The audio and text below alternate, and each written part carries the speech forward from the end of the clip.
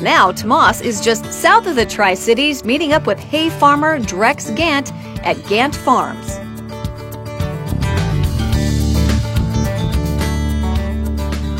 Tell me a little bit about where we're at. We are here in the northwestern part of Walla Walla County. Out here we farm about 2,000 irrigated acres.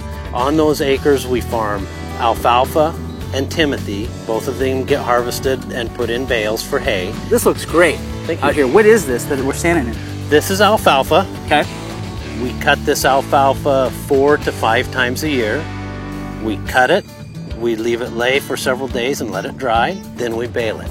So you said you cut this 4 to 5 times, so it's not just a one cut and we're done. It's not a one and done deal. Okay. Alfalfa is a perennial crop, so not only will I cut it 4 to 5 times this year, I will cut it 4 to 5 times for 3 years. Some alfalfa farmers leave theirs in for 4 years. Where does hay fit in the overall scheme of the food chain that we're dealing with? So, if your hamburger and milkshake was a house, this is the foundation. This is where it all starts. This is what holds it up. There are other things that cows eat to produce the food that we make, but the protein and the roughage in alfalfa is one of the vital building blocks for dairy cattle and beef cattle both. All right, Drex, so I got a couple of big piles here. What are we looking at? So these are 2 piles off the same field. These 2 piles are a little bit more yellow in color. Okay. Are first cutting alfalfa hay.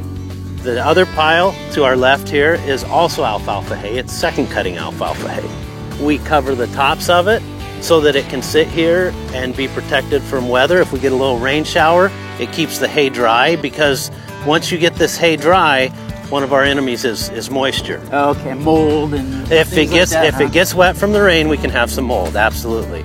So this stuff will go out first, I'm guessing, right? It depends. They go to different customers. Okay, where's that going?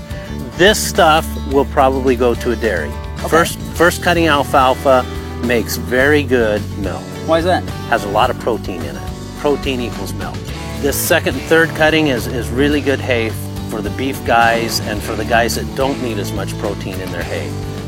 This is kind of where it all starts, isn't it? I mean, this is it. This is the beginning. This is the beginning. This is the foundation for a lot of our food. Wow, right there. That's it. Your steaks and dairy right here.